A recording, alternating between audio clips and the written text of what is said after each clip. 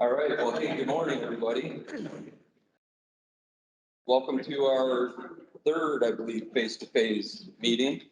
And we've got this broken up into a couple of segments. So one, thanks again to Luppings for supplying the cookies and the coffee. Make sure you get the Breakfast of Champions in the back there. And then we have two separate segments here. I'll introduce Mike Lichterman, former member of Sandy Pines, and with Bar Lichterman. Bar Lichterman is our corporate law firm that Sandy Pines works with, helps us with our bylaws, contracts, things of that nature. First half hour or so, we'll have Mike go through membership as it pertains to Sandy Pines, and some family trust questions that we get a lot of our members ask, member service.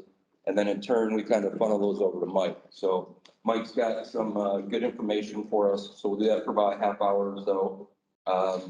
We'll have him walk through his information and then he'll field any questions.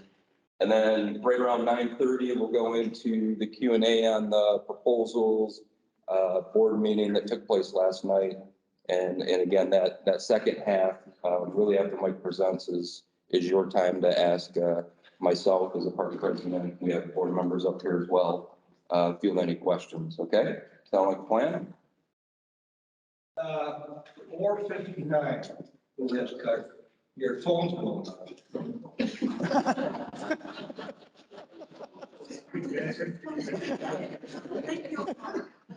I didn't recognize the call.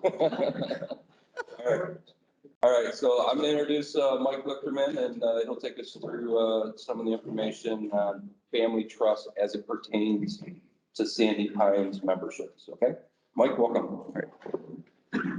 Thank you. It's good to be back. We sold out sold out. That sounds so dramatic. Last year, not because we didn't love it or anything like that, but I imagine some of you may have similar stories, but with our kids getting older and going more ways than I knew a family of four could go, we just weren't getting out here. So hope to be back someday though. So I wouldn't be an attorney up here if I didn't start with a disclaimer, because that's what you all are fully expecting, I'm sure. I joked with Ellen, asked if she got the waiver that I put out there for everybody to sign at the front door, which was a joke, by the way. I'm not that uptight, in case you're wondering.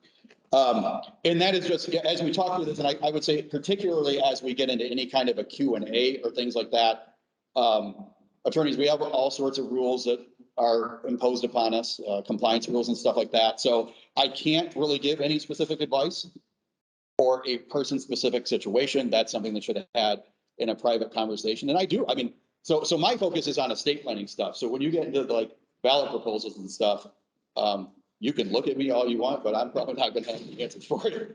It's not my area. But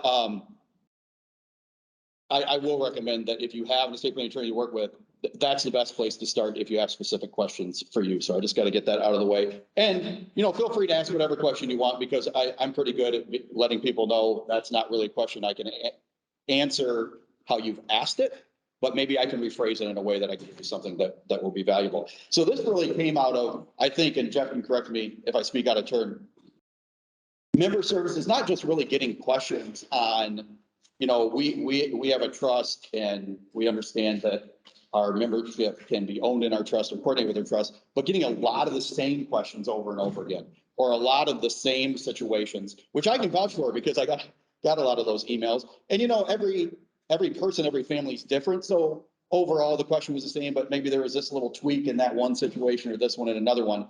So I thought it'd be good to do this. And I really love that it's being recorded, because then it's out there for anybody who couldn't make it today or as a frame of reference in the future, to help answer a lot of the common questions. So one I want to start with, because it is really a misconception that's out there with a lot of people. I don't even know all of them. I just know how many times I've seen it come through from member services. I imagine they're actually getting the question probably 100 times more than that. There is this assumption that my family cannot get my membership if I were to pass away unless I have a trust. Okay, that is not true. I just want to clarify that one. There's a lot of folks who have that assumption of, no, maybe a good idea to have a trust and everything. We'll talk about that in a second, but it's not like that's your only option. And I don't want to let you down as an attorney. I probably should cite this stuff, right? Because I'm supposed to prove everything I say. If you were to look in the bylaws for Sandy Pines, Article 2, Section 7, which if you go, I love that the handbook is just available right on the website, which is awesome. That it's actually page 60 in the handbook. It even says there that a deceased member can be transferred, not the member themselves, that would be awkward. A deceased, you know, I mean, technology advances, who knows? A deceased member's membership, okay, can be transferred by testamentary disposition, which is just a fancy way of saying will. Okay, a will. By a trust instrument, so a trust, or by intestate succession. So I don't want to insult anybody's intelligence, but at the same time, I want to make sure we're all on the same playing field here. So intestate just means you died without any kind of post-death planning, no will, no trust, no nothing like that. Actually, technically, it just means you died without a will, even if you have a trust. Okay, so it can pass by a will. It covers, let's just put it this way, the bylaws cover every way that your stuff could pass when you die. You, by will, by a trust, or by you doing nothing, and then you deal with Michigan's default law, because there's a default set of laws on how things are handled when you pass away if you don't have a will. Okay, so just dispel that myth or misconception. A trust is not the only way that a family can inherit a membership in Sandy Pines. So now that said, I can say as an estate planning attorney, I can speak anecdotally for myself. The vast majority of families I work with, they end up deciding they want a living trust. Now, the reasons can be different, and they are different and varied among families. A common one is that they want to do what they can to avoid the probate court process. Well, it's not them that's avoiding it. They're gone at that point, just to be honest. It's their family. They want their family to be able to avoid it when they pass away, which is actually a two-pronged thing. You got to have the trust, but at the same time, you've got to coordinate your assets with it for it to actually control them and keep them out of probate, which your Sandy Pines membership is an asset. Okay. So knowing that and knowing that trusts were becoming more and more common, they're very common nowadays as a planning mechanism. I don't even actually remember when we did this. I would say maybe it was 2014 or 15. I feel like when I'm guessing how many years ago it was, because of COVID, I just need to tack on a 2. If it feels like 5 years, it was 7 and on because of the 2 years of that. But this was specifically added. I believe it was Gene at that time was even saying, man, we're getting a lot of people. And they're like, how do I coordinate? How to coordinate? And we noticed like the handbook, I mean, it doesn't say anything about it.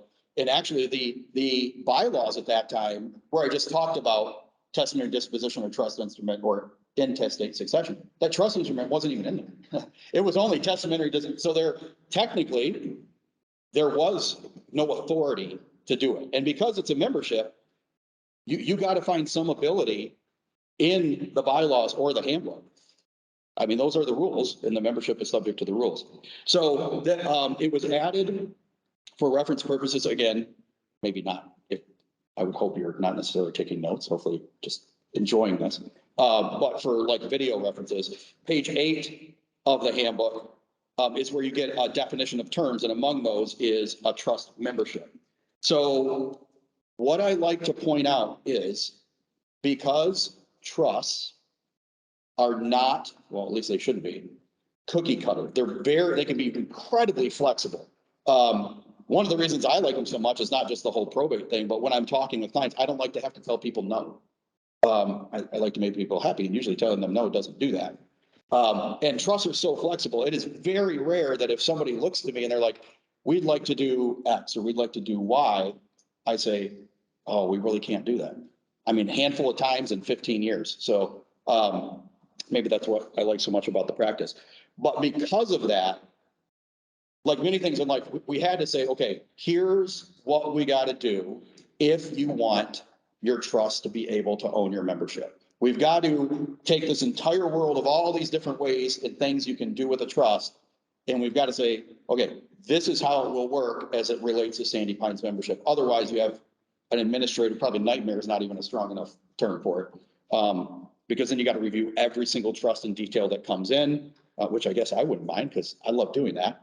But the coordination would just be nuts. So if you look in that section, let me give you an idea. All right, so here's a definition of joint membership.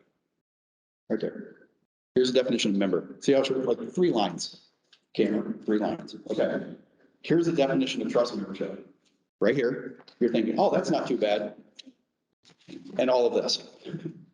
Okay. And again, that is mainly because when you're talking about a member or a joint member, it's like people. Like you're either a person or you're not a person. Pretty easy to define. Okay. Because trust can be so different. We had to make sure to cover it. So here's how I would sum that up. If you're really, really bored or you're having trouble sleeping, just read it. It'll get you to sleep. It's kind of the cure for insomnia. I would summarize it this way. If you're looking at a trust, or maybe you have one, and your attorney described it as a revocable living trust, odds are, no, not guaranteed. Did I shut that off? I did accidentally. Sorry. Actually, might be going dead, but I'll keep going until. Chances are that keep going. That's okay. That one's dead. All right. Mike with a new mic. The chances are that one's going to be fine.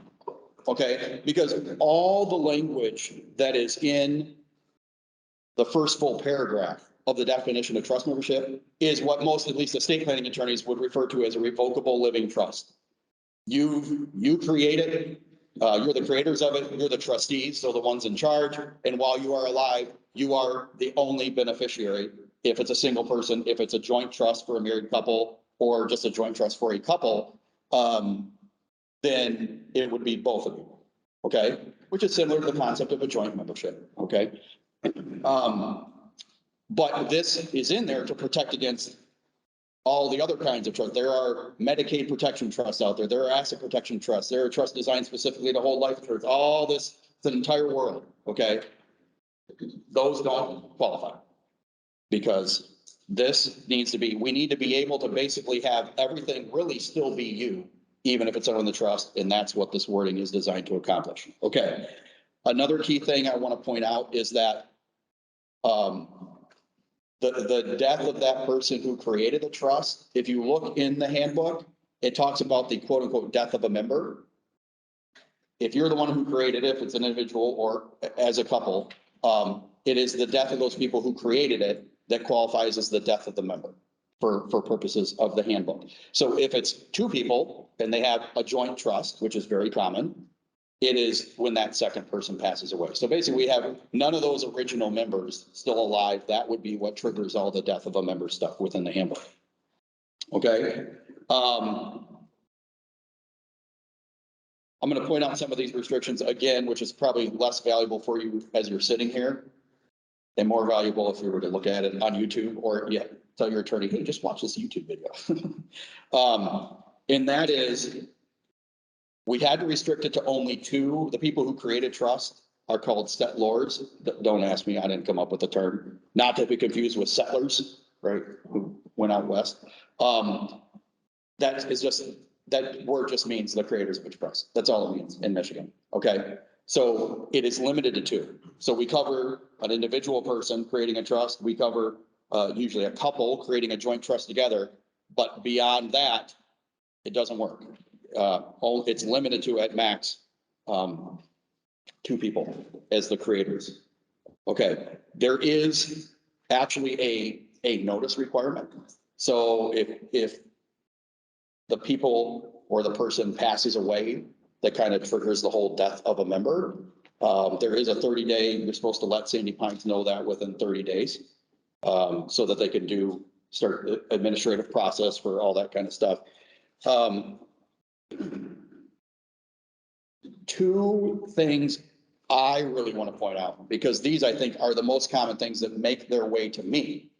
And I think members, I want to give member service a kudos. I think they've really lashed out of this stuff really well in the conversations I've had with them. So they're handling a lot of it, but there's two common things that come to me. When a membership is owned in a trust, the only document that is acceptable legal proof of who has authority over that trust is what's called a certificate of trust, or sometimes called a certification of trust. Even, you know, if you work with an attorney, I gotta imagine you have this, even most of the kind of like the online systems I've seen will include that as part of a trust package or whatever they call it. But that is the only thing that is proof. So I know I've had forwarded to me email where people like sent their whole trust to Sandy Pines. That is not acceptable proof. Only a certificate of trust. And to explain why that is, there actually is a very good legal reason for that. Somebody sends a trust. There is no way for Sandy Pines to know if that trust has been amended. Okay. It's not uncommon for people to, believe it or not, to forget they amended it. It's not uncommon for them to not think of it. Like, here's my trust because it's the one that's the most pages, but they forgot they had this 1-page amendment. And that 1-page amendment could have fundamentally changed, for example, who has authority over the trust. So a letter from the attorney, not proof. What are some of the other things they're saying? A general assignment of personal property. That's a common document I've seen that attorneys have prepared, and I prepare them as well. They'll send that in and be like, okay, here's the proof, you know, put it in my trust. That is not sufficient as proof. Now, I will say as an aside, what that can help with, and it's a point I'm going to get to in a second, is your personal property that you have on your site. That general assignment of personal property can cover that, but it does not cover the membership. Here's the reason why. Imagine being in member services. I don't know how many calls or emails they feel a day, but I'm sure it's a lot. A lot. Okay. We've got to make it so they have a clear thing to follow, and not, I mean, they shouldn't be reading through and interpreting trust to begin with, and they wouldn't want to, I'm sure.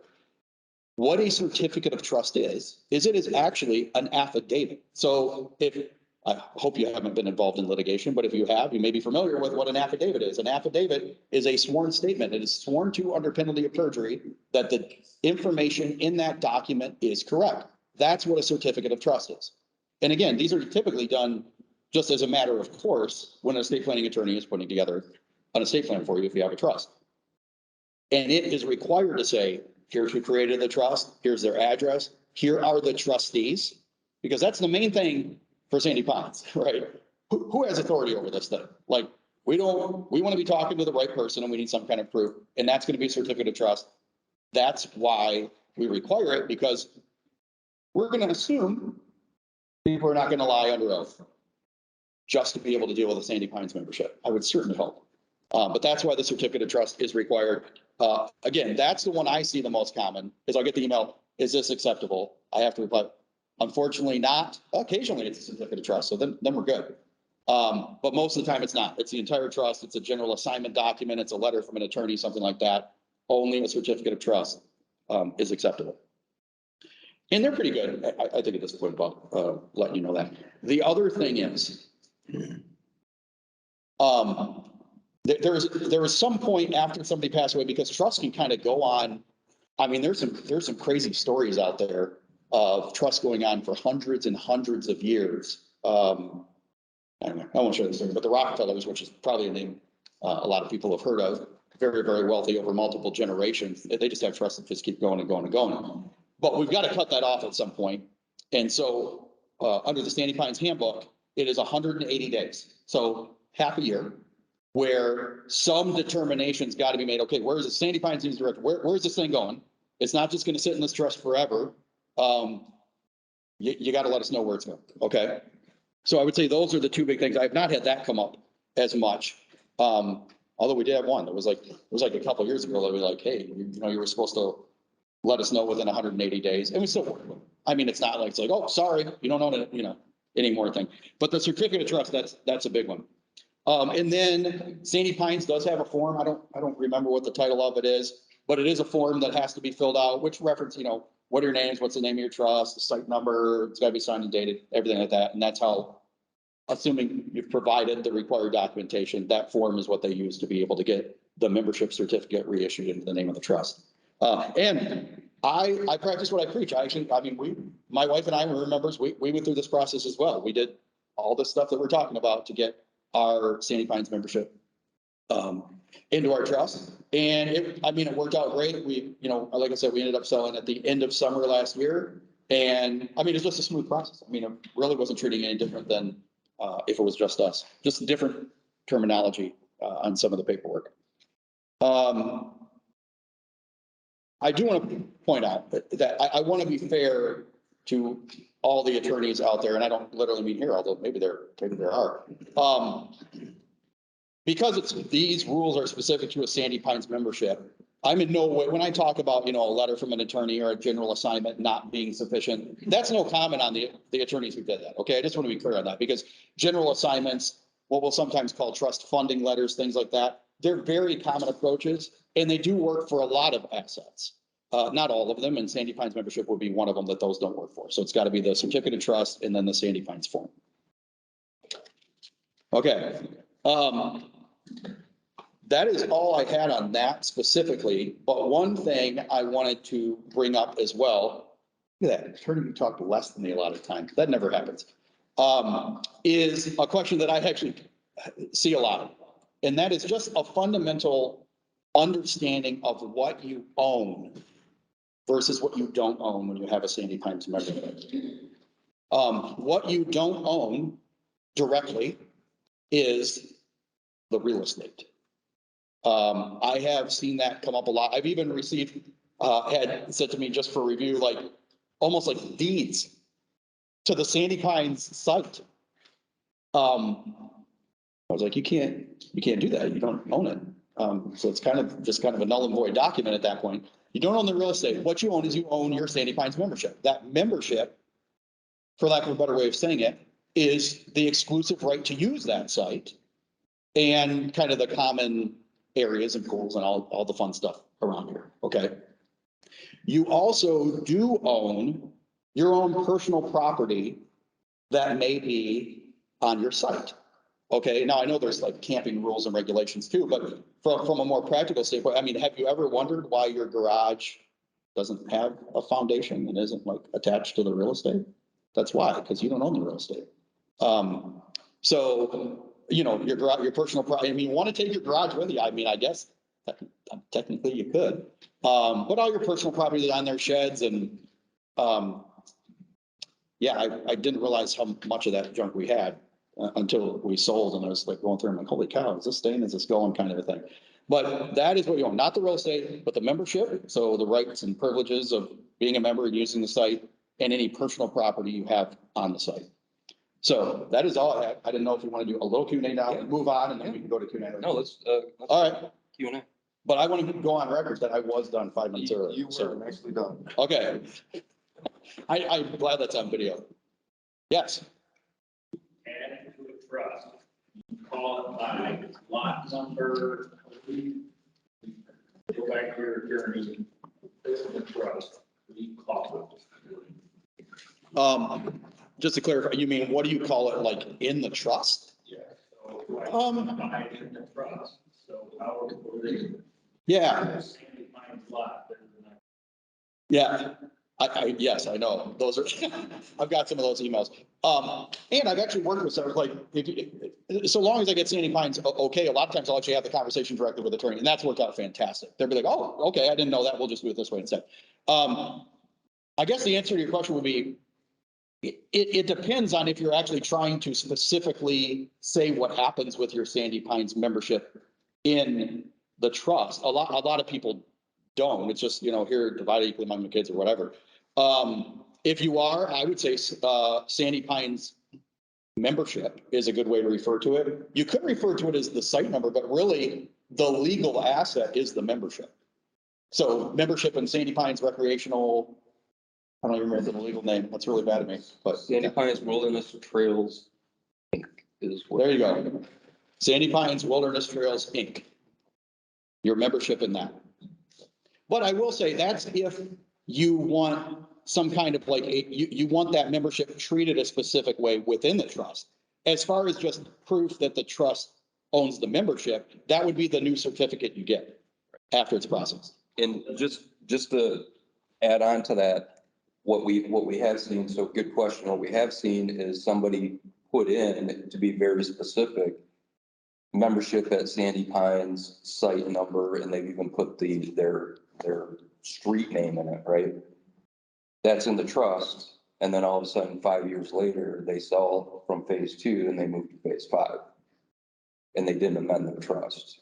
So then that adds some extra complexity to the whole situation. So if you put in what back to Mike's point, if you put in Sandy Pines membership, that kind of covers all. And we also have had families with, hey, they own 2 sites in phase 6. And they just either put one site in and left the other site out. Then the family, hey, we want both of them. Well, we only have one. So if you put membership at Sandy Pines Wilderness Trails on that, that just kind of encompasses that entire, if you choose to move, we have you located in the system at a specific site, and that encompasses that. Does that make sense? Okay. Yeah, that's a great point because it is a certificate. I don't know who's handing one up first. It's addendum to that question. Okay. Is there any nuance for us condo owners? Ooh, great question. For the membership, Well, ours is permanent structure.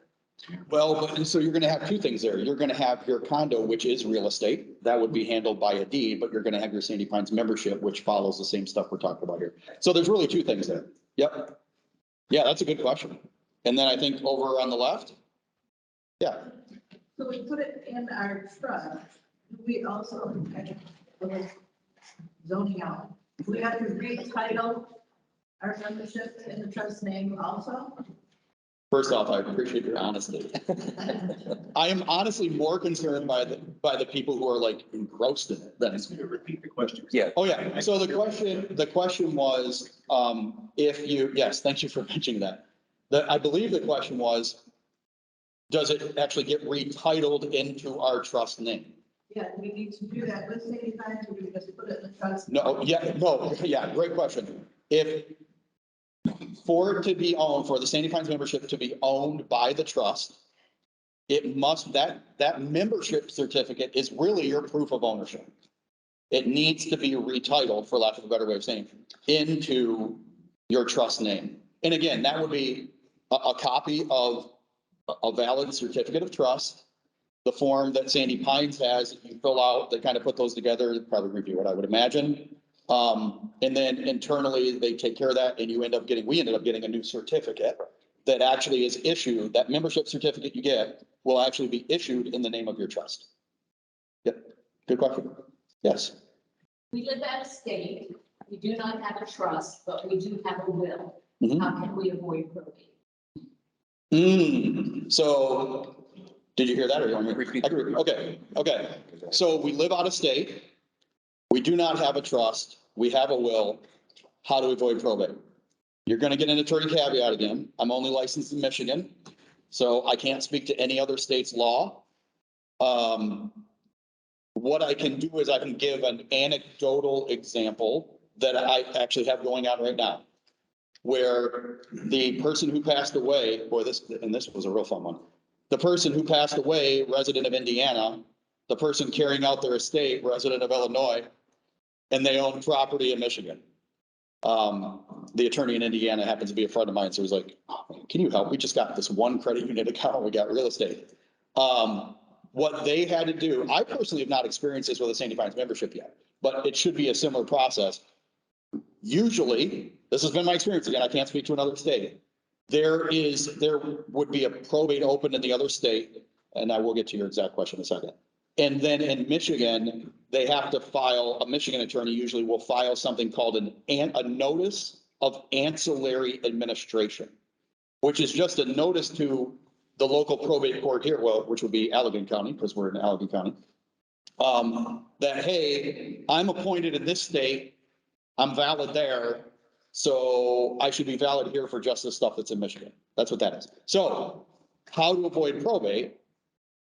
In every state that I'm aware of, A trust is a way to do that. Okay, and I would say it is the most commonly used way to do it.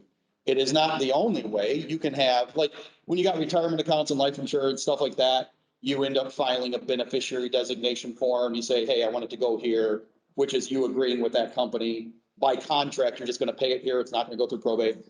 With bank accounts, you can do something called a transfer on death or a pay on death kind of a thing. That is not an option, beneficiary or a transfer on death with a Sandy Pines membership. I'm not going to bore you with the reason why, but there are actual legal reasons based on Michigan law why that's not in there. So what I would say is you need to talk with your attorney at what state, if I'm Pennsylvania. Okay. You need to talk with your attorney in Pennsylvania. Actually, one of my coworkers is from Pennsylvania. And talk with them about how to avoid probate, because I can't speak to Pennsylvania law. I imagine a trust would do that because as far as I'm aware, it works in all 50 states. And then if you did that, you could actually coordinate your Sandy Pines membership with your Pennsylvania trust. I mean, there's nothing that says you cannot, so long as it meets the requirements. Was there a follow-up? Yeah. Yes. Can we have the membership here put in a trust without changing the will in Pennsylvania? I will say the short answer is yes, but you want to talk with your estate planning attorney about it. I can't, unfortunately, I can't get more specific than that. All right. Yep. Yes. Years ago, we put Sandy Pines in a trust and we signed the papers through Sandy Pines. We have to redo that with what you're saying now. Probably have to look it up. Yeah, so we would have, so good question. I mean, you can either send me an email or we can talk after class here, but, I would have to pull your file and then we'd have to see what is in your file, and then go from there. Okay. Okay. Yeah, set up an appointment. We'll go through your file. Okay, thank you. Yes. Might be related to what she asked, but I have a trust and I have a will, which I think puts everything in trust. But Sandy Pines is in my joint membership. Mhm. Okay, if I and my wife died today, what would happen for my Sandy Pines membership? If it's owned jointly, and only you passed away, it would be the survivor of the joint ownership. If both of you passed away, it would go through probate. It would flow according to your will, depending on any other assets. So I've got to put a caveat in there because Michigan has different rules. There's a dividing line on if all the assets are under an amount or over an amount and what process has to be used. But it should go according to the will and most likely would ultimately end up in the trust, but having to go through probate to get there. So what you benefit from, I guess, at a minimum, if you do coordinate it with your trust, is it avoids the membership going through probate after passing. Yeah. Yeah. I have 4 children. Okay. 4 children. Can my membership be transferred on board? So you could, well, I would say technically no, because the maximum number of individuals who can own it is 2, a joint membership. So. Yeah. If you're married, blah, blah, blah. Yeah, so and this is, that's a good question. We do get this a lot in member service. So how the membership and the bylaws have our membership set up is a family tree, right? So mom and dad, who've been here for 50 years, their family tree, all of the 4 kids have access as associates. As soon as mom and dad pass away, the trust has to designate which one of those children are going to take the membership, and then their family tree becomes the membership family tree. So if one of your children becomes a member, their family tree, all of their kids are the associates. Your other 3 children then have to become guests to come into the party. So the memberships are set up as a family tree. And that's how it's been set up since Sandy Pines was founded. Is there any talk on changing that somehow? Because how do you think they would? So that, I mean, that would be a, yeah, that would be a one, that would be a bylaw change. Two, we do get that question a lot as we sat down and tried to put our arms around that. We don't have a real good solution for that because that's, the definition of membership, the definition of associate and guest. That's kind of the foundation of what Sandy Pines is. So it would be in my opinion, but it would be up to the board. It would be a monumental change to the Sandy Pines culture here. I will say too, from a legal standpoint, on its face, that sounds easy. From a contingency planning standpoint, it's not. You have to address certain things like, okay, if we have 4, can all 4 do their own thing with it? You know what I mean? And how do you, so I guess it's not, but there's a lot that would have to be discussed to figure out how that would work. Your question actually, it was funny because when you first held up your hand, I thought, oh my gosh, he's got 4 questions. But one thing I forgot to mention is, so we talked about picking a favorite. If, I guess you talked about not picking a favorite, let me clarify. So let's say you named all 4 of your kids to be co-trustees of your trust when you pass away. First off, talk to your state planning attorney about that before you do it. That brings its own issues. But co-trustees are okay. But when it comes to the Sandy Pines membership, there needs to be one point of contact. So this is in the definition of trust membership. They have to designate and provide notice to Sandy Pines of which one of them is the official decision maker for the trust as it relates to the Sandy Pines membership. Okay. So I'm really glad you asked your question because I forgot to mention that. So just a follow-up. So if we designated daughter number 1, but then in the meantime, she's purchased a membership here, can we put an if-then statement? So if daughter number 1 is already a member, it falls to daughter number 2? Well, I guess you can sort of do whatever you want, so long as what's provided to Sandy Pines for authority fits. So a valid certificate of trust, if it says, well, and keep in mind, I shouldn't say keep in mind because I hadn't said it yet. When you pass away, one of the things that needs to be done is there needs to be a new certificate of trust because by default, the one you had is wrong because it said you were alive. Okay. And it's an affidavit, right? So you don't want to pass it off as being accurate when it's not. Okay. So you get that should tell them who is the trustee who has the decision-making authority. And if it's more than one trustee, those trustees have to tell Sandy Pines who is the one. And then they just kind of follow the direction given to them by the trustee. So, All right, last question in the back. You said co-ownership, okay, situation, 4 kids, 2 kids, yeah, let's just say 2 kids. Can those 2 kids be co-owners or is it kid number 1 and spouse of kid number 1? Yeah. Right. Or 2 kids. Right. So I don't know if everybody heard that. So the question is, if there's 2 children, can they be owners? Again, in the bylaws, the definition of membership is, 2 people. You can have married couple, or you can have brother and sister. We do have brothers and sisters, but they cannot be joint members in that structure if one or both of them are married. Okay. Good question. So we'll wrap that up with the family trust Q&A. So, thanks to Mike Lichterman for that. He'll be around, for a little while as well, and we can move into the, face-to-face questions. Again, this is your time.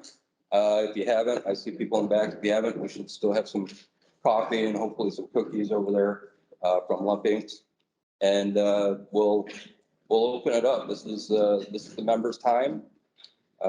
You can address, throw questions at me, throw questions at the board. We have some board members here. Who wants to start? Yes, ma'am. Hey, Atkins from 5443. I was here last month, relating to just what you said. 2 people can be members, but I wanted my nephew to be, my husband passed away, I wanted my nephew to be the co-owner with me, and because he's married, he cannot.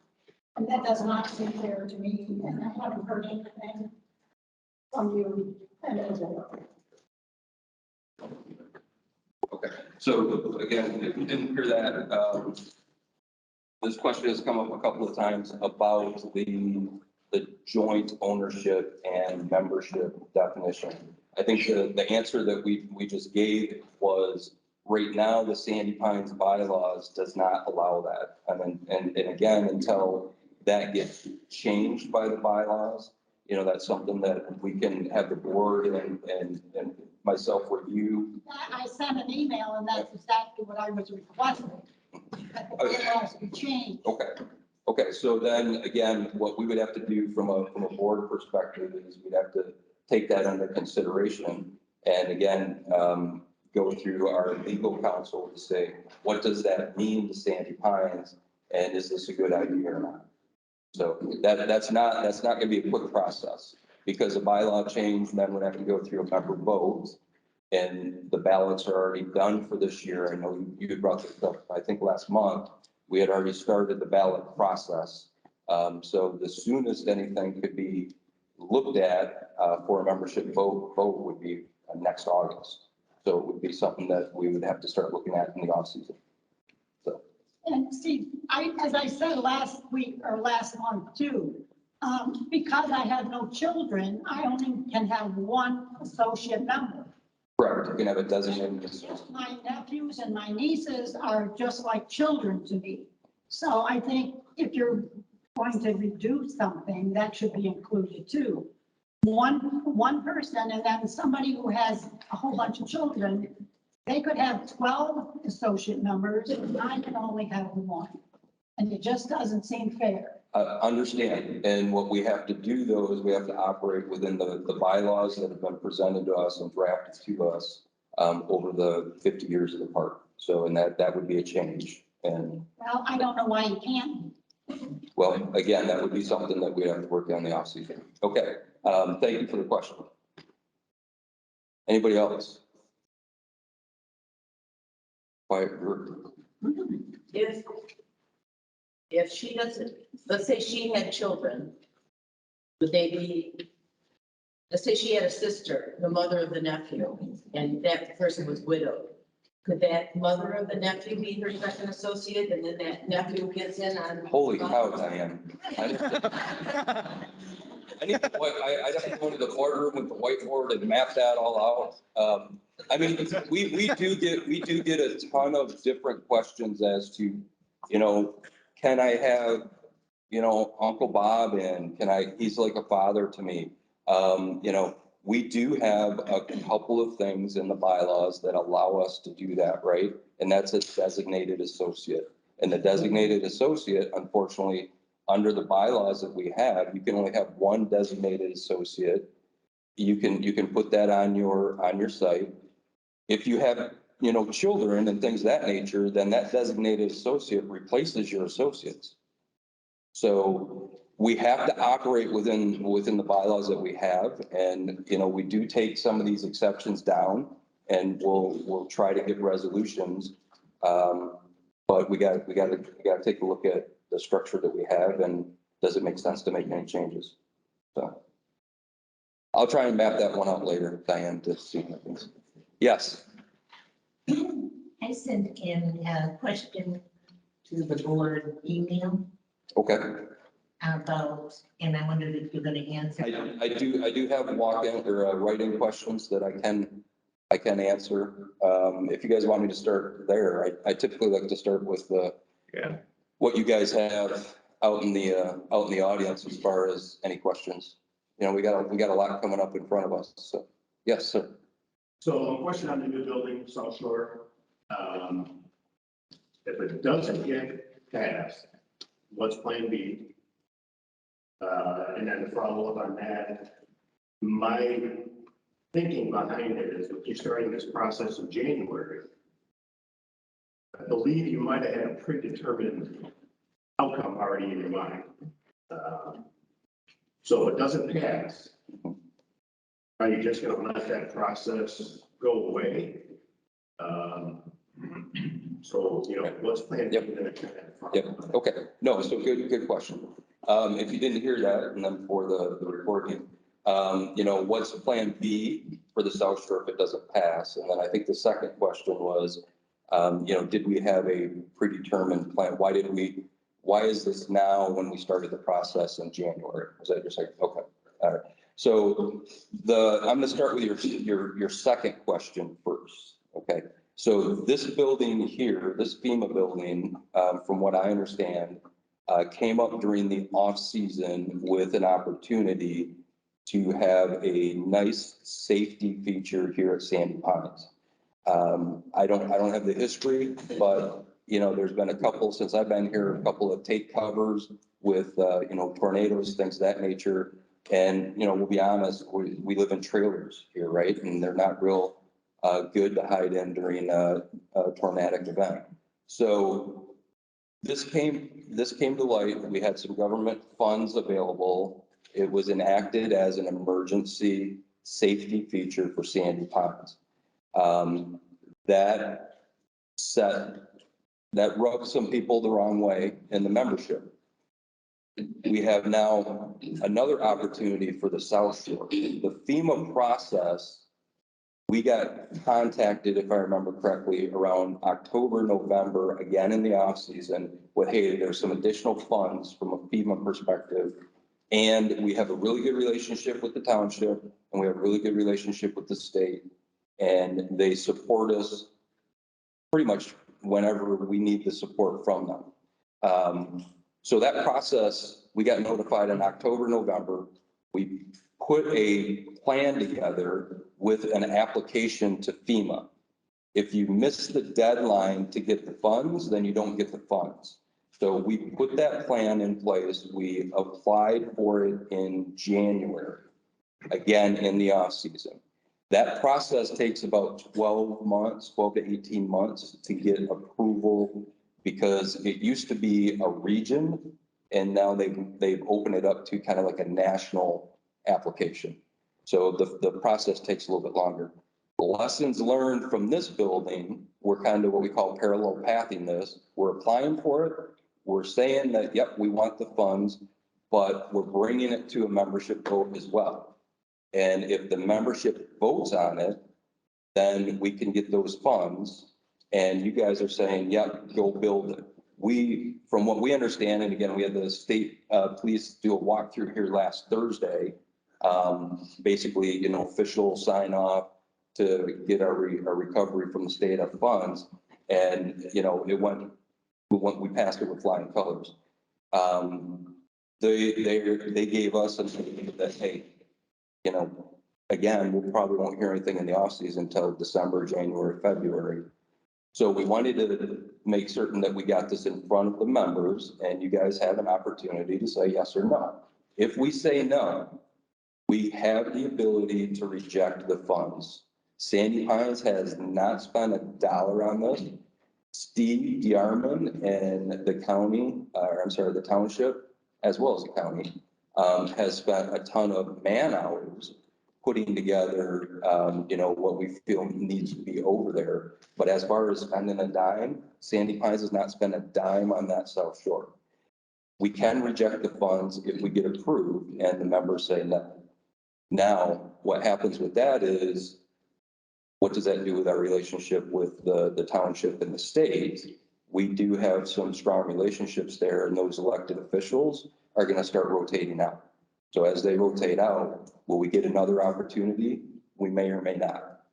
Plan B with that is we would have to sit down and take a look at what Plan B is.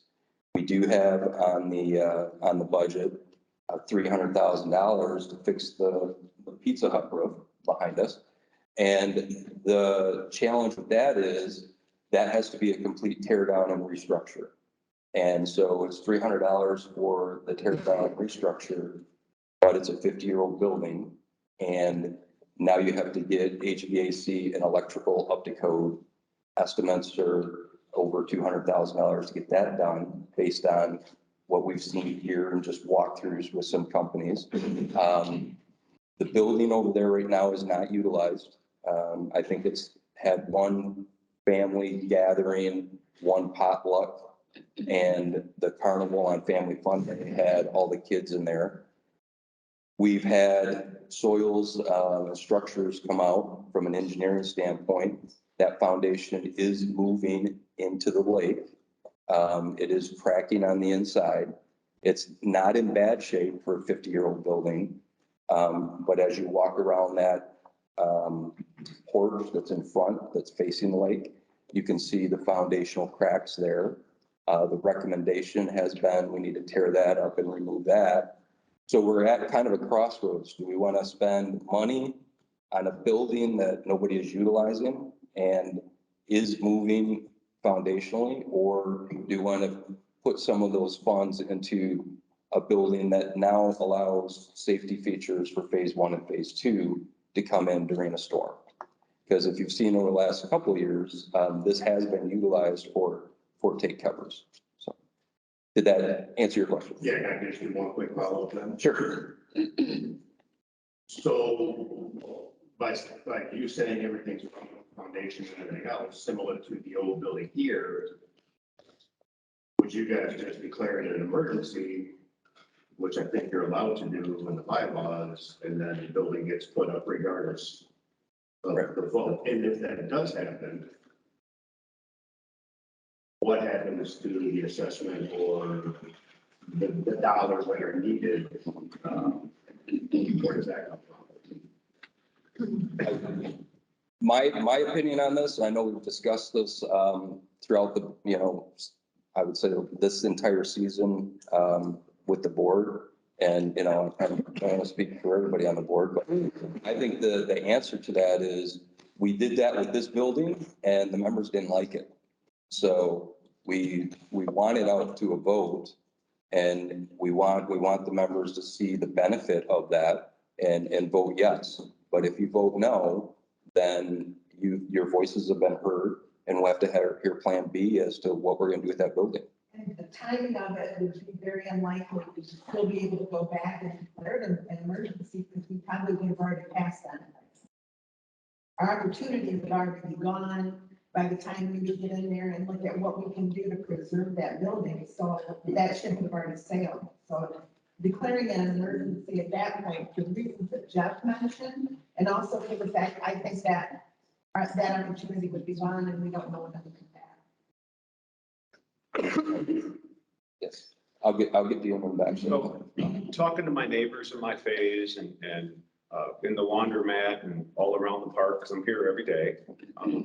There's the biggest question that I hear, and I did type it in and ask it, so you probably received that, is I love the idea of building the building. Could we put it someplace that wasn't right on the lake shore? You're going to have to tear that building down. So the cost of destroying that building and getting it out of there is a done deal. You got to do that. Could we build this FEMA building on some different property around here somewhere that would be located close to the phases that you want to provide the shelter for, but not have it right on the water? So for those of you that didn't hear that, this is a submission. I do have that in here, by the way. Can we put that building in a different location rather than on the lake shore throughout the park in those phases that, can support those phases? A couple of things that we've looked at. We have looked at alternative areas for that. We actually had some questions about, hey, can you put it where the parking lot's at? So we still have a view of the lake, as we drive by, and then we have some green space there. We've talked about, hey, does it make sense moving it over by the maintenance area? We even had a submission as to, we own that house that's over there that's being rented out. Can we tear that house down and put that there? There becomes logistical challenges with all of those. When the reason why that area was selected is, one, we already have an existing building there, so we know that it can house a building there. Okay.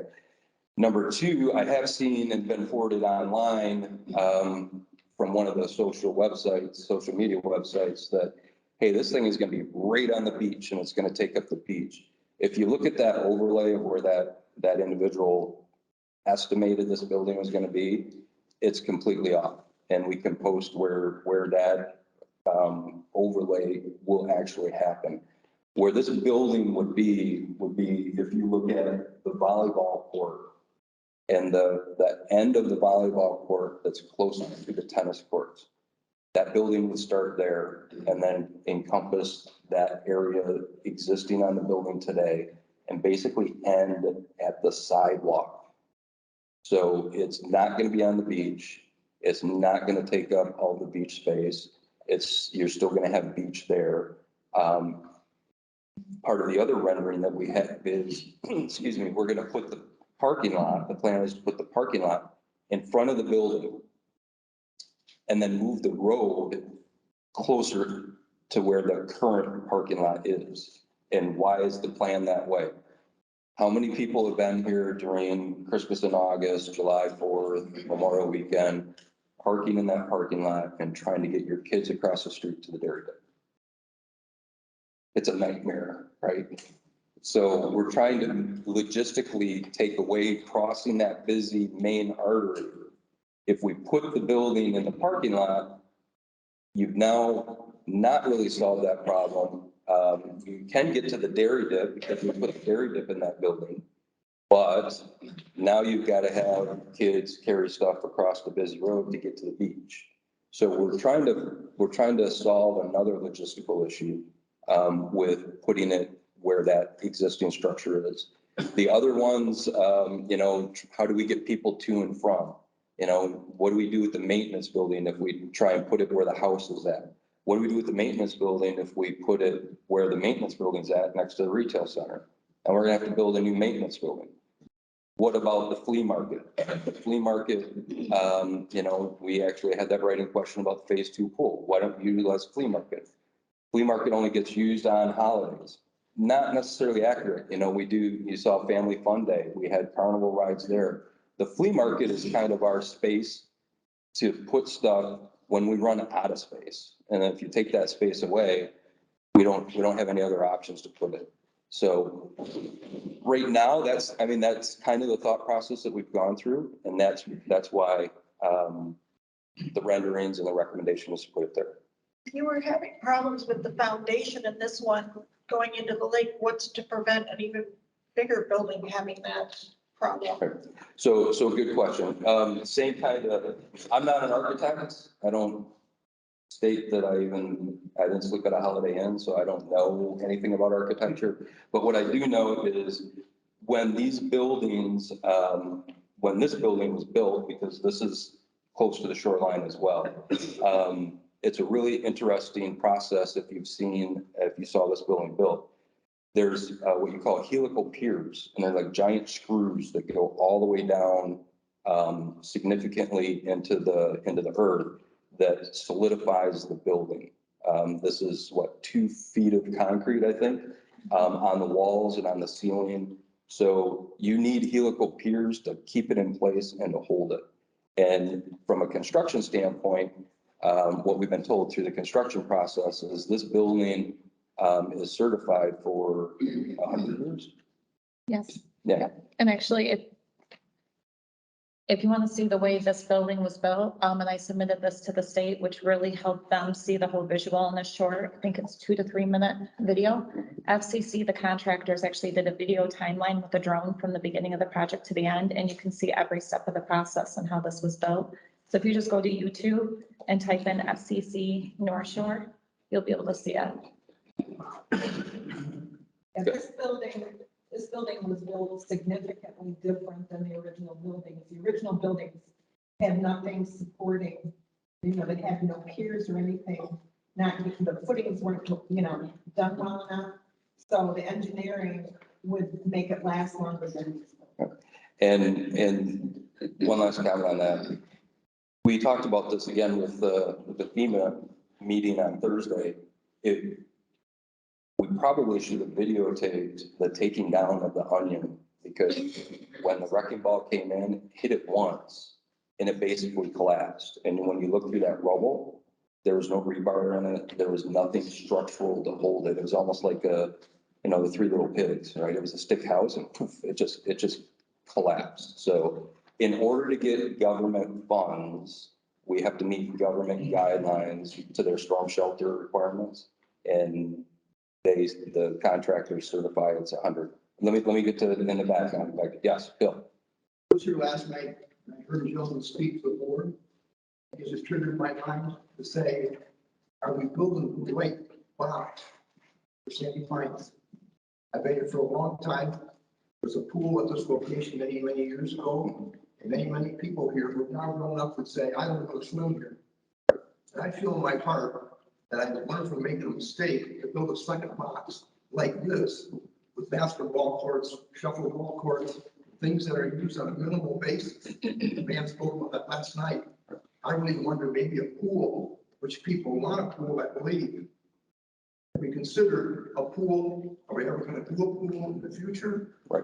I had heard comments about the pool house alongside this building.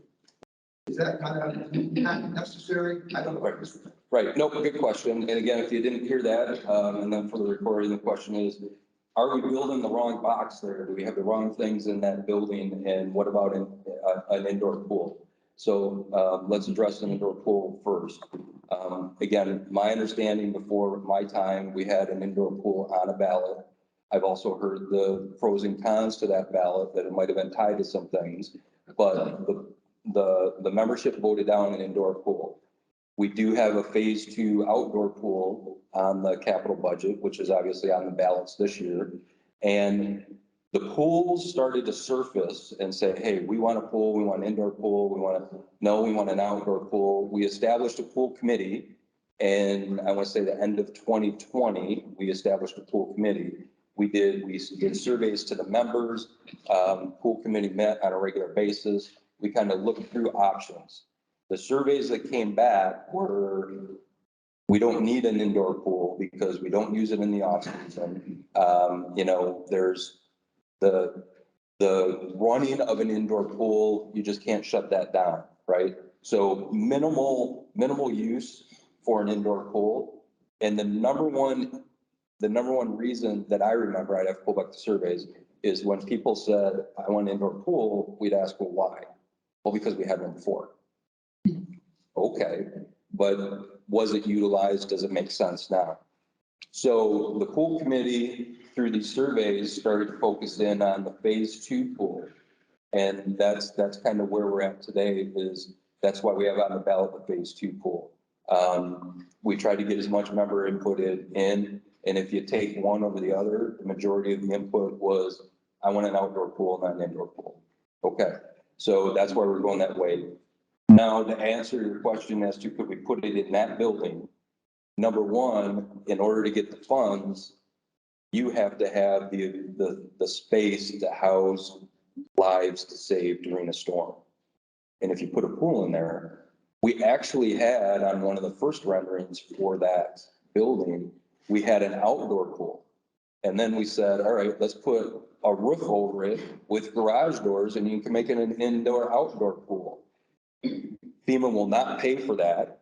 And the feedback was, well, if you're going to put a pool in phase 2, then why do we need a pool here? And you got a beach here. So the pool was taken off the renderings that you see today. So that's kind of how we're at where we are today. The response to the gentleman last night was, again, we have to have a building that, number one, is a safety feature to house people in phase 2 and 1 during a storm. So it does have to be a large open space like this. And if you don't have basketball courts and pickleball courts and shuffleball and like meeting rooms and kind of a multi-purpose area that people can use, there's a warming kitchen in there as well. People could maybe rent the space for gathering. And it's not to pull people from the outdoors, because we're a campground and we're a recreational community. We want people outdoors. But today, days like today, where it looks like it's going to storm, if people want to go play basketball, they can go inside. People have overflow on pickleball, they can go inside. So the question was, if not those activities, what else would you put in there? And we didn't really have a lot of feedback on that. So, follow up in the back and I'll get to you back. Is there an outdoor pool at some point? Outdoor pool? Yeah, I mean, down there, so there's still talk of that? Yeah, so it is on the ballot and there's handouts there. So there's a phase 2 pool that's on the ballot. Yep. And that phase 2 pool, again, when you look at the 10-year capital budget, that was approved by the members, there was a phase two pool on that budget. And it was targeted for 2022. We're now at 2022, construction costs have gone up. Just to be transparent, originally it started out at $100,000 project. And as we got closer to 2022, it grew to a $500,000 project. The board through the board approval, operations can transfer 2.5% of the money out of operations into capital to pay for a one-time construction project. If we do that, our operating budget is around 7 million, so we could add an additional $175,000. But now you've got $675,000 for a pool, which sounds great.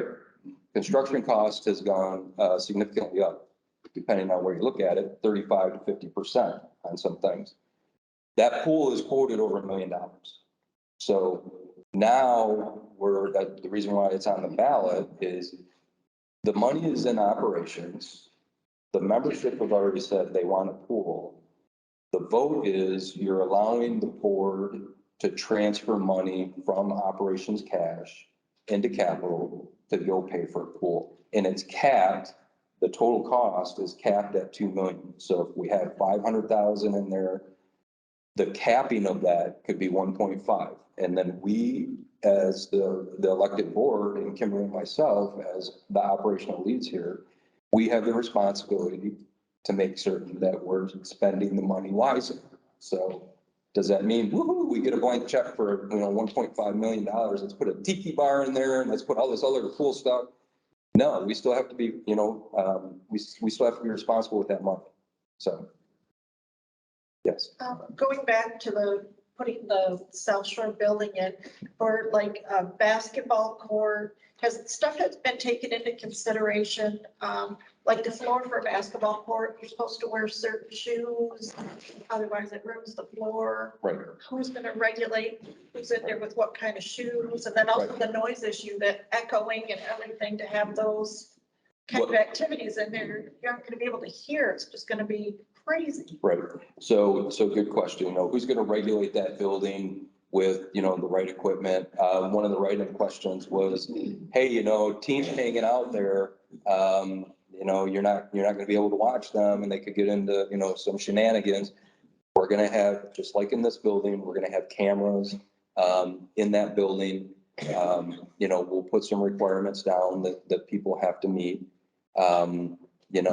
We do have to have, here's how we're going to operate it. Here's the operating hours. Here's the rules and responsibilities. We're going to have to draft all that. Yes.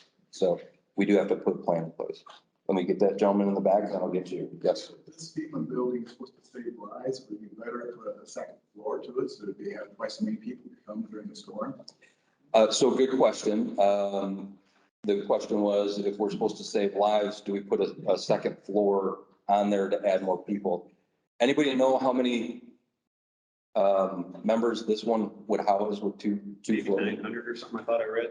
It's about 1,100, I think. Yeah, and it should be posted on the outside. I think it's like 600 here and then 300 and some 80 in the bottom. Yeah, 380 on the bottom. So it's about 1,000, I think. The square footage of that one is estimated.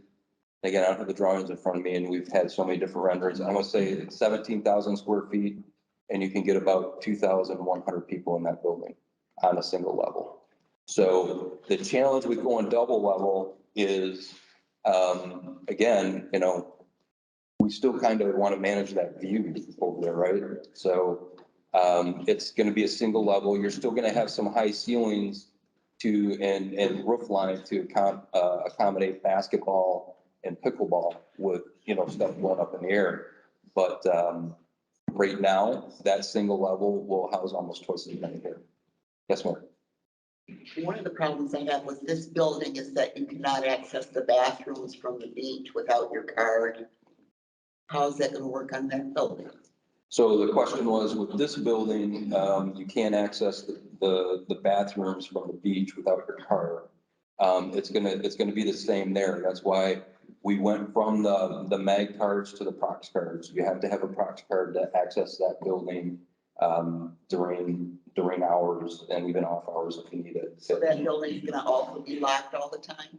That one is we haven't figured out the hours on that yet, but all access points on any new buildings going forward is gonna be with your prox card. So, and if we have scheduled events, kind of like board meeting and things of that nature, we've had family events here. We do have PSO unlock the buildings for events, but yeah, it will be locked down and have access. So in other words, you're gonna go from being able to access a bathroom without having your card in the pocket, your bathing suit, to having to have a card to go to the bathroom on the beach. So you would bring your card. I don't have an answer for you on that. Typically, when I'm at the beach, I'll have my card with me and then I'll go grab it and then, take it if I need it. See, I don't carry my card everywhere in the park or a purse. Okay. Roger, real quick. I play basketball and pickleball, so, that's a nice idea. The question is, because of those two activities, you have to have a higher ceiling. Right. So if you did not have basketball courts and pickleball courts in there, you could lower the ceiling. Does that lower the cost of that building? By a significant amount, where you still have the floor space. Yes. But you don't have to have a big high ceiling. That, I guess the other part of that question would be is that if the membership say, well, no, we're not going to pay that doing for basketball and pickleball, is there then a plan B that you can say, well, we can do it without that other ceiling? Right. You can say, well, it's going to cost, $500,000 less or whatever. Right. Just throwing that figure out. Right. So what is So that plan B, I guess? Yeah, so the question from the gentleman in the audience is, hey, have we thought about lowering the ceilings and we may lose pickleball and basketball, but we'll gain in some cost savings? We, quite honestly, we took a look at different things to put in that building, and this is kind of what we came up with. There's always, the process for this is gonna be, we had to start the FEMA funds and FEMA fund application. And then we had to put our kind of rendering and what we wanted as far as a proposal to gain those funds. If we get the vote and if we get the funds, then we go through an open bid process with architects and contractors, where that's where I came in with this building. And we did talk about some engineering changes and cost savings and things of that nature to try and reduce the cost. So there could be an opportunity to say, all right, let's go from 22 foot high ceilings down to, kind of what we have here or lower. Then what do we put in there? Because the members are going to want to use that building for something other than to have a shell to stand in case of a storm. So that's kind of the trade-off. So the answer is we could look at it, and right now we have what we have as far as a rendering, but there's opportunities to change. We get Joel over in the corner, his arms getting tired. So I have a couple of comments, right? I think to explore this person's thing about access to the restrooms, right? That's a big thing with me, even coming to this beach here, is there's restricted access to the bathrooms, right? And right now over there, it's free reign. You go in and out of the CC as you please, as it is throughout the rest of the park, right? So I would suggest that we try to find a way to where those bathrooms are accessible from the outdoors and those doors stay open for the general public to be able to use whenever we need them, right? I think that would be a big thing over there. Talking about the building itself, I think one of the big things I've heard people say is it's the lack of options. I mean, it's all or nothing, right? As we're at right now, it's 17,000 square foot basketball court, football court, or you get nothing and we do what? Let the building rot, wake up, falls down, So I think those are kind of the things. I understand the urgency of it, right? But There's no real options, you know, You have to take options one at a time. but there's zero options. No, what I'm saying though, is you have to, FEMA's not gonna consider 5 options. We go forward with this grant proposal, and this fails, then we take it from there. So it's not, we can't give them 5 options, But you could give the membership, Well, if we, not as a FEMA shelter. not anymore, because that time has passed for us. Because we didn't talk about it last year, correct? It just, the opportunity came up in November. So this option is what we sent to FEMA and what we're proposing for a vote. We, like I said, if we want FEMA to kick in for that storm shelter, that 75% of the hardship cost, we have one plan. We can't give them 5 plans to consider. And then how would we vote on that? I understand that, right? But like I said, it's all or nothing. We had many discussions on how we were gonna build the building.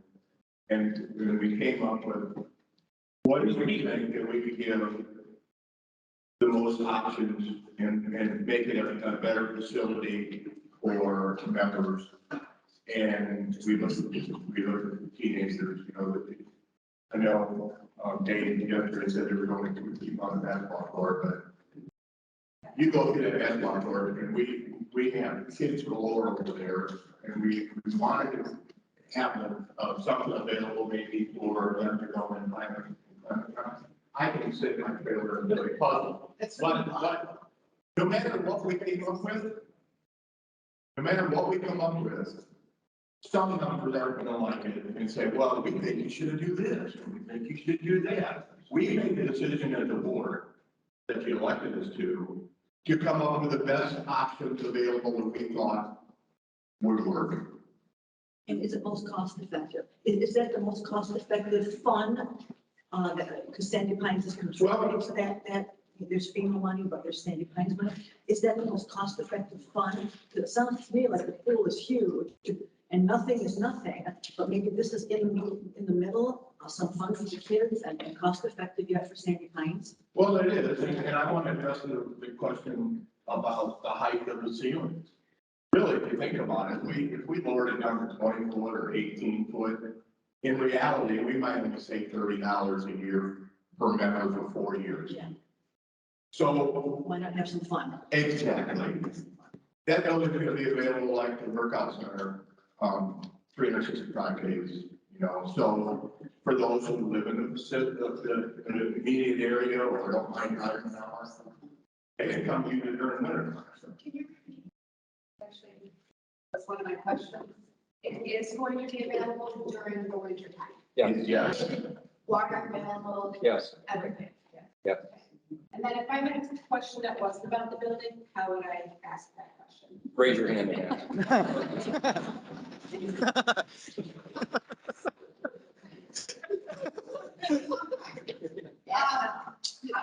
Procedure, if we wanted to present to the board on expanding the dog park that is here. Oh, we're new members, so I don't know how that will work. Send an email to the board of directors. We have been discussing that a little bit and trying to find a location. But if that's something you support, email the board of directors and Jeff and the grant writers. well, yeah, we're just looking at it. The dog you know, park. But email us, I'll get but we are looking at that. Expanding the dog park. Yeah, the question was, how do we get something in front of the board to expand the dog park? So, again, if any of the members out there have any questions or suggestions, I would say, first place is start with your committees. If it's a pool, we have a pool committee, long range planning committee, finance committee. Take a look online, here's the committees. If it doesn't fit, you can email me directly as well as the board, and we'll try to get an answer to you. Okay.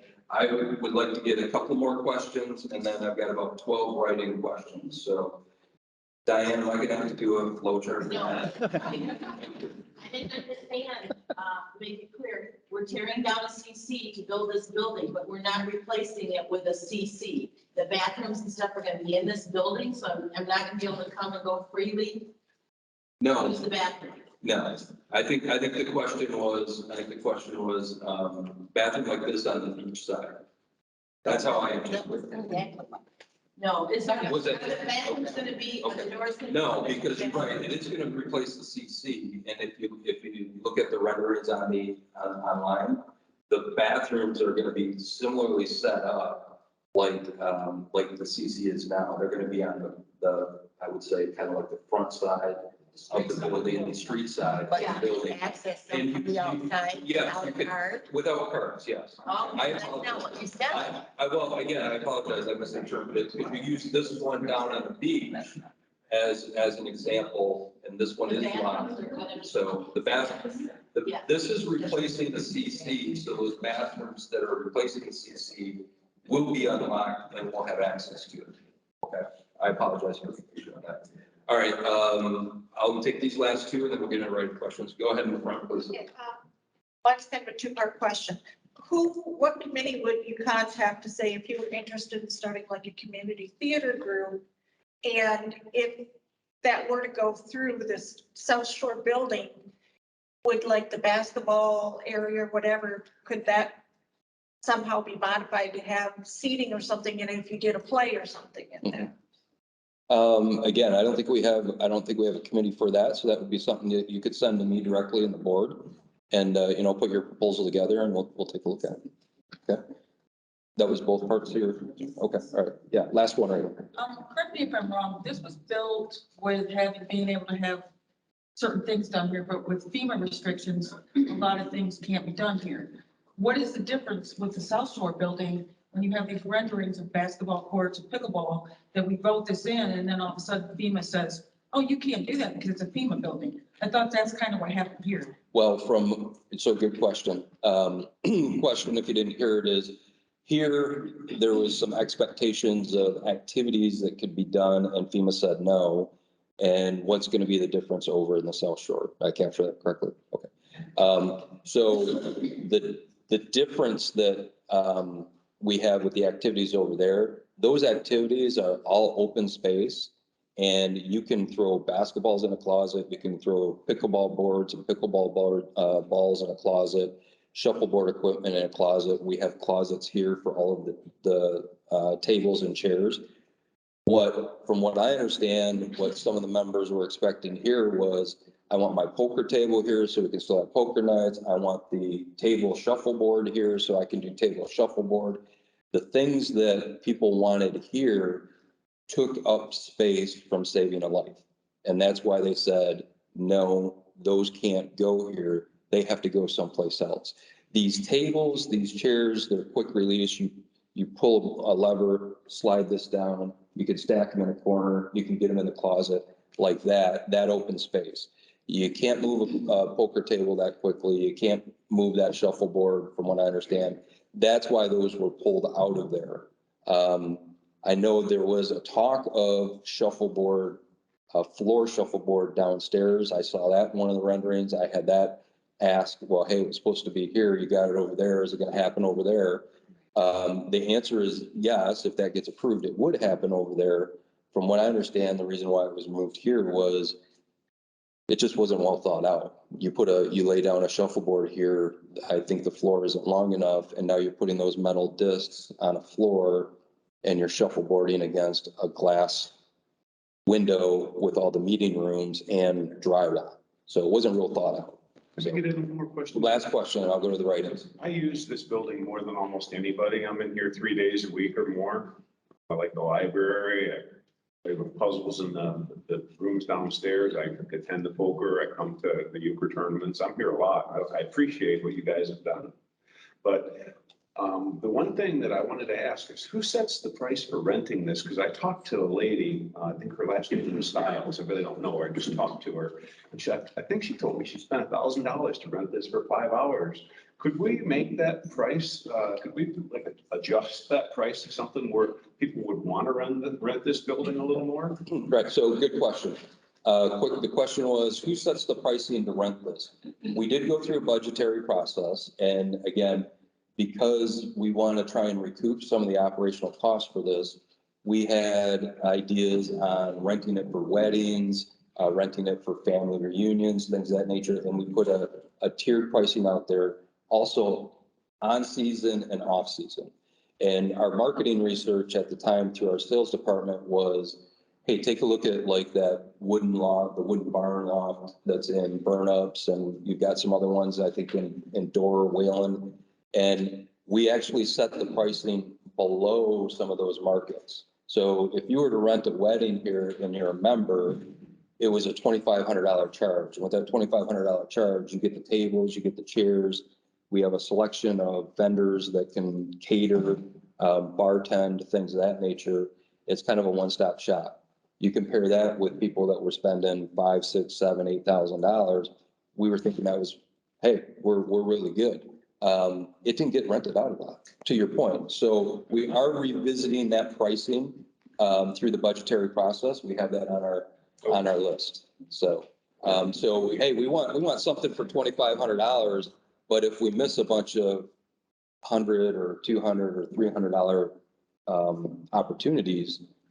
Which at the condo association that I was in, had like a big meeting room like that, and you could put, showers, and there was enough for a couple hundred people there. Yeah. They would rent it out for $75 because you were part of the condo association, you owned part of it. Right. And it made sense to me that $75 was more like just booking fee, to make sure that it was reserved for you rather than a revenue or income stream. So I kind of would like to see maybe a little balance between there. Yep.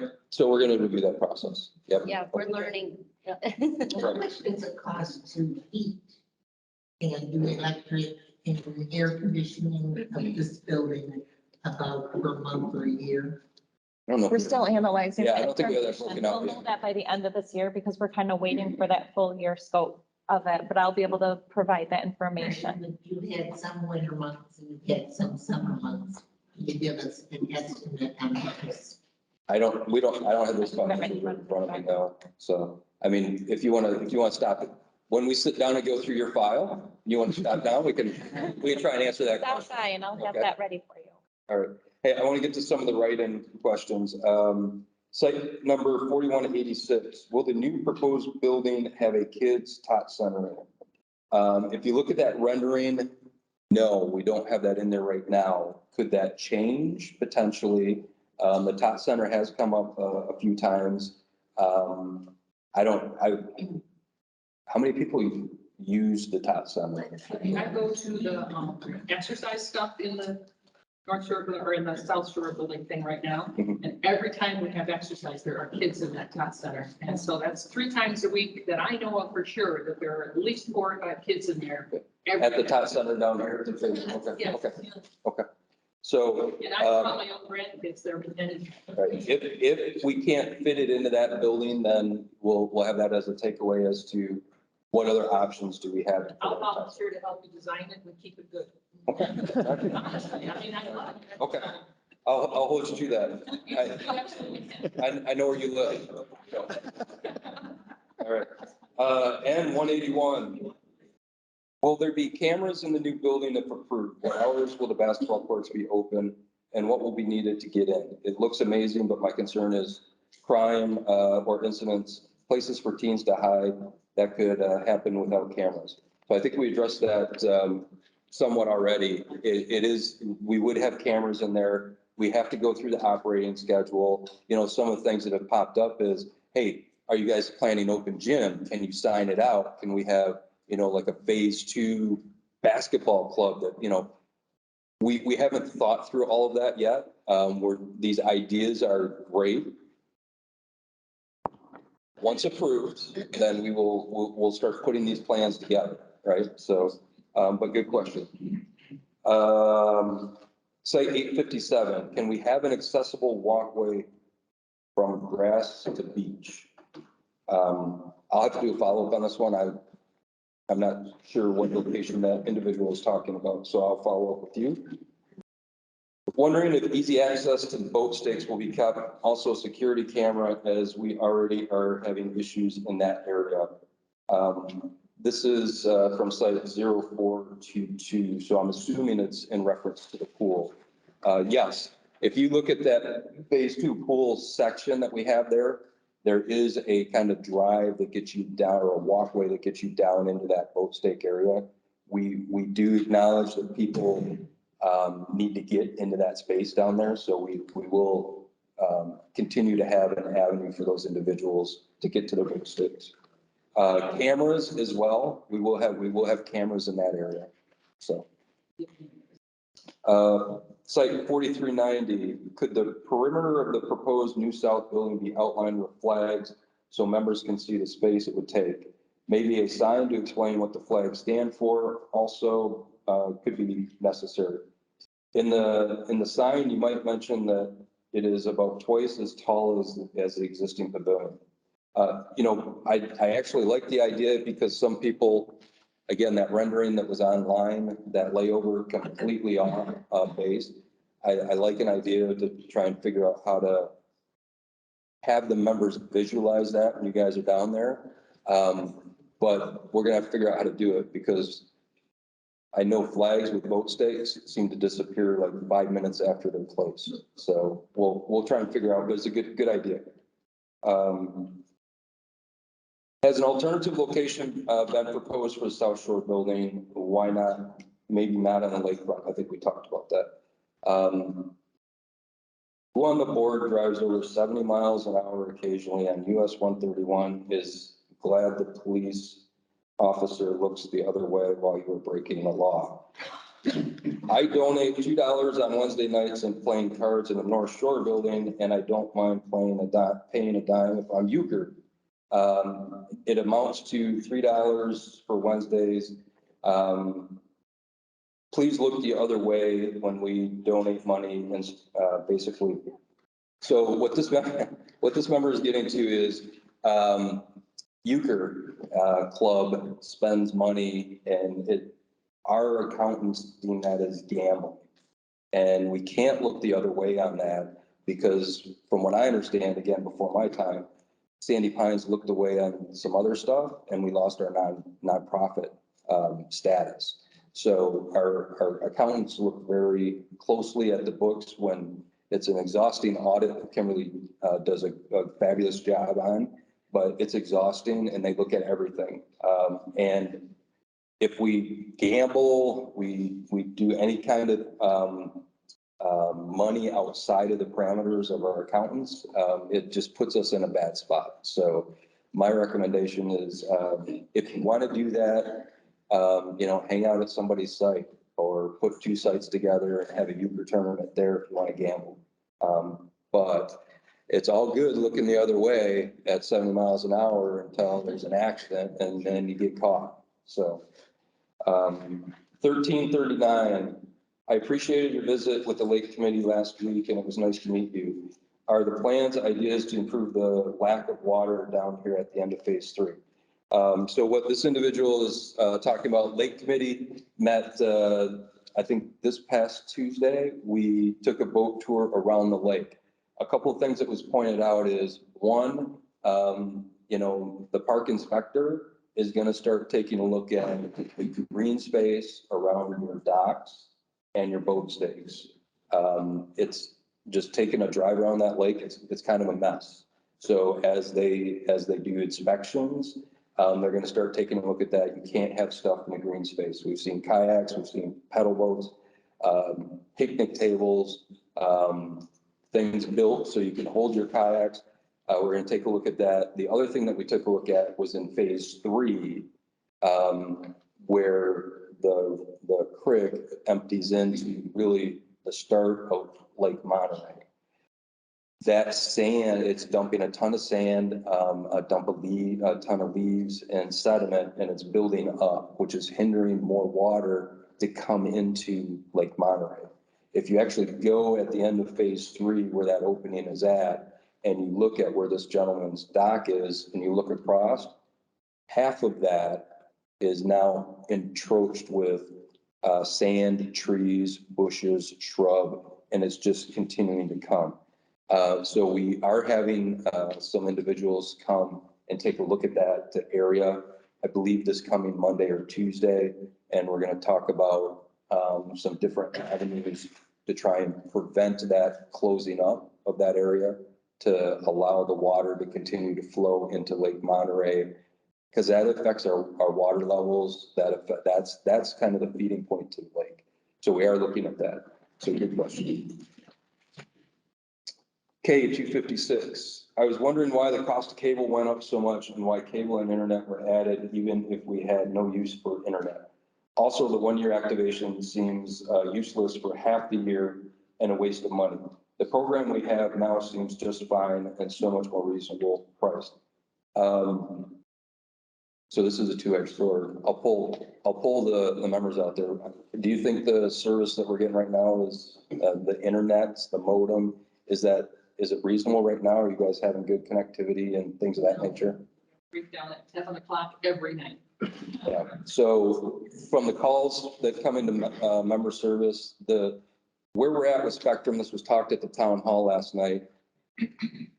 This is a 50-year-old park. The infrastructure that Spectrum has in here, from what I understand, is 15 years or more old. It's old technology. It's a dinosaur, and they will not support it any longer. So whether it's reasonably priced, Spectrum has come in and said, we're not going to support it any longer. Here's the new proposal, which is streaming TV and internet. So you will get a new modem. You will get a router. A lot of the service calls that we get are your old routers don't connect real well with the modems. You're going to get these two that talk to each other. They're Spectrum modems and routers. You'll get one free cable box if you still desire to have a hard connection to a TV. But the benefit of this upgrading the park is going to be better connectivity. And if you get a Spectrum app, excuse me, this was just answered last night. If you get a Spectrum app through this, you can use that Spectrum app outside of the park. So if you live in Florida, as long as you have connectivity to the internet, you can click on that Spectrum app, whether it's on your phone or TV or iPad, and you can connect onto that Spectrum app and you can get the channels here at Sandy Pines. What you will miss is the local channels because it is a Michigan-based package. So if you're in Florida, you're not going to get your Florida local channels like the news and things like that. So there is a benefit to using this year round. The 6-month thing was a disaster for Spectrum from a billing standpoint, serviceability standpoint, and just being transparent was a disaster for us as well in administration of billing and trying to turn things off and on. So there's going to be a benefit to that to go year round. Why do we have to bundle cable TV and internet? We should have either TV or internet. What's the amount of the current contract with Spectrum? When does it expire? So again, this is going to be an all or nothing. We have 1,600 members that have modems already. So there's about 562 approximately that don't have modems. So the majority of the park is doing a bundle already. The current price on that, as you know, is 136 for the cable, 96 for 96 in 2 different payments, I think April and June, for the internet, or for the condos. And so that pricing totals up to 328. We're going to go to 426 for 12 months. So I think if you look at it, and the pamphlet's out there, I should know this by heart now, but it's like $8 a month extra to get 12 months of service. You can access an app during the off season.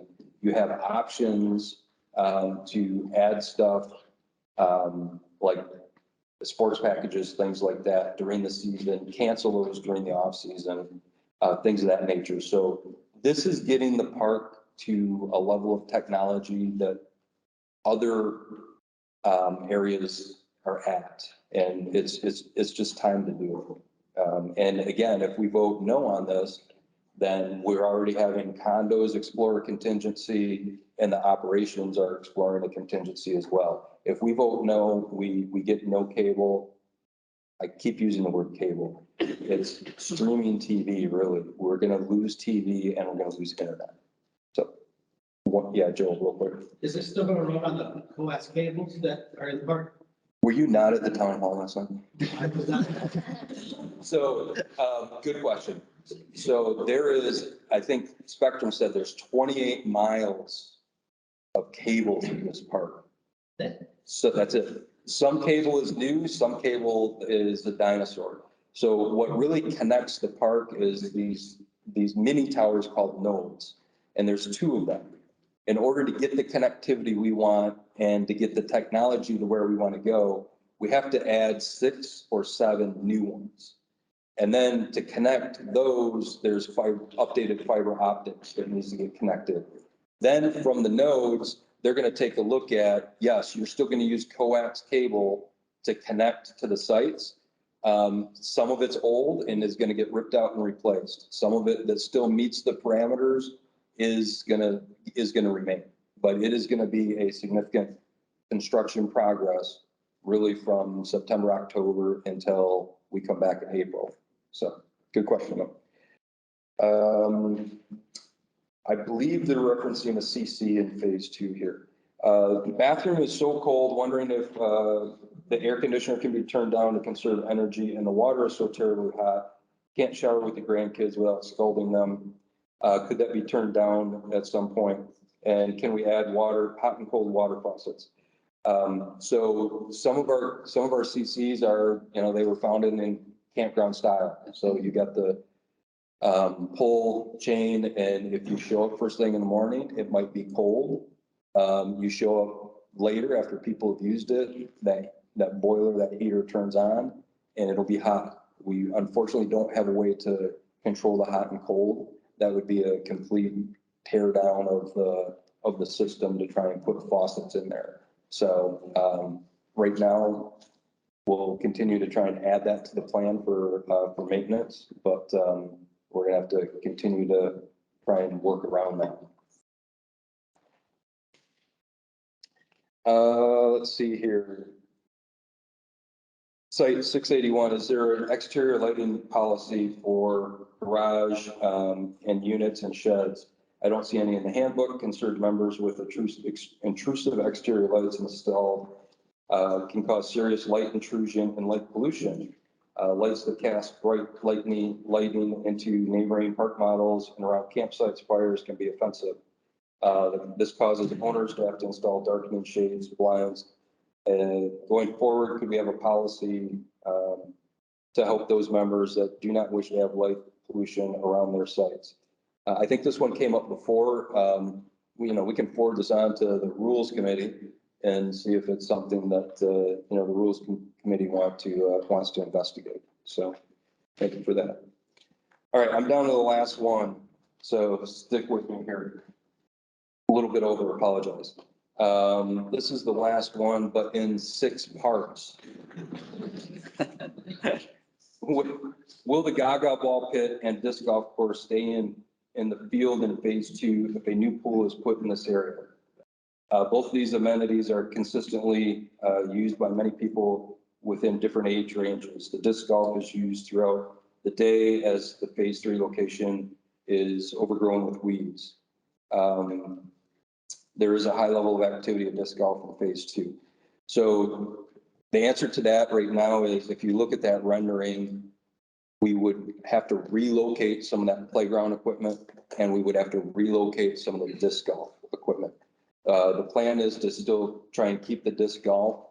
Can it stay in that area and be relayed out, or do we have to move that into a different area? We'll have to figure that out. Again, we're talking about these things and kind of tinkering about it in our heads. But once this gets voted in, then we're full bore with putting plans together. We're starting to look at different areas. Gaga ball pit, I think, can stay there. If you look at the rendering, the parking lot still has room where you can leave the Gaga ball pit. Good question. If a pool is in this location, will there be a lifeguard on duty at all times when the pool is available? We're looking at pool operations. So that rendering that's out there, and we actually have an updated rendering, again, that may have some cost savings to the park. But both of those have what's called a zero entrance. So it's a gradual walk-in. And the pool is going to be no deeper than 5 feet. If you go deeper than 5 feet, those require different lifeguard requirements from the state of Michigan.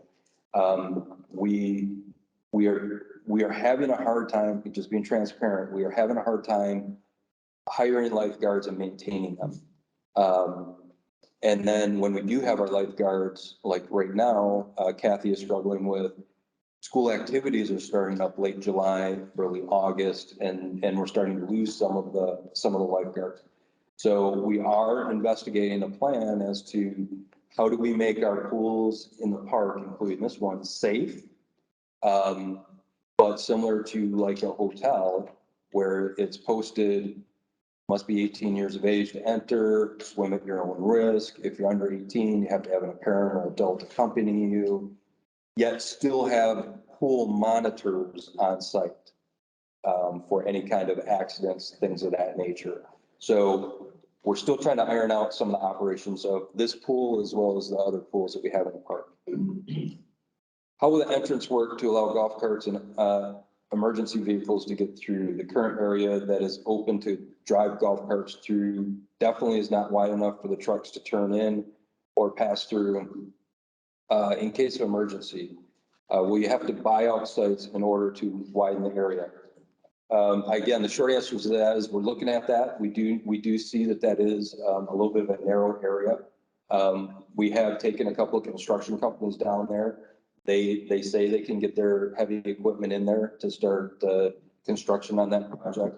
But we understand that we got to have a good traffic plan in that area. Buying up sites, that's a good question. We could put that on the table as well. But we're looking at a plan to try and make that a safe traffic plan in and out. And, we don't have all the answers yet, but we're looking at it. Can you please add dodgeball to the weekly flyer? Although it was listed on the recreation page, it is not on the main activity calendar or the weekly flyer. Recently, we went to play and only 6 kids showed up. Normally, there are around 50 kids playing, including adults. The rec staff has mentioned they are normally many people who show up. There are many people that show up to participate. My kids were bummed. Can we get this on the weekly flyer? It sounds like we have offered dodgeball every Saturday since we had one cancellation, and we have had not quite that many people show up. The staff has had to actually fill in to help teams play. So we're trying to promote that activity, and we're trying to get more people to play there. And the rec staff is, when people show up, if there's enough people, the rec staff is taking time out of their jobs to try and allow the kids to play dodgeball. So we're working on that. Poker run was cut short in June due to incorrect times posted, as well as golf carts were not allowed through the main road while the classic car show parade was happening. In this case, we were late to 3 or 4 stops to pull cards. There, we lost out on opportunity of playing the remaining poker cards, and we have correct times posted and keep the game going to the end. I think we had correct times, and I think it went to the posted time frame. So not sure where this is. It was posted differently on the website and in the park. Okay. And what time it started, what time it ended. Okay. So it was. Okay. So we can, we get that information. So that, just to be clear, that's not a rec event, right? That's handled by a different area of the park. So we'll try and get better communication out as we receive it. 2:00 today, you can do it again. 2:00 today, you can do it again. And I promise I'll wrap up with these questions by 2:00 today.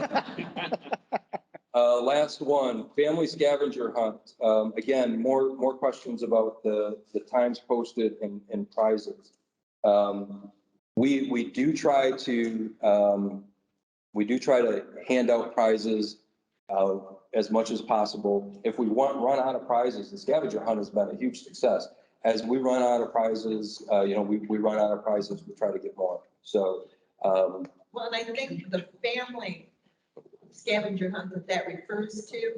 That was a timed one. It wasn't the one that, just ongoing. You had to be there at a specific time. And it was a timed race, And- so not everybody was going to get a time. Right. Correct. Thank you for that correction.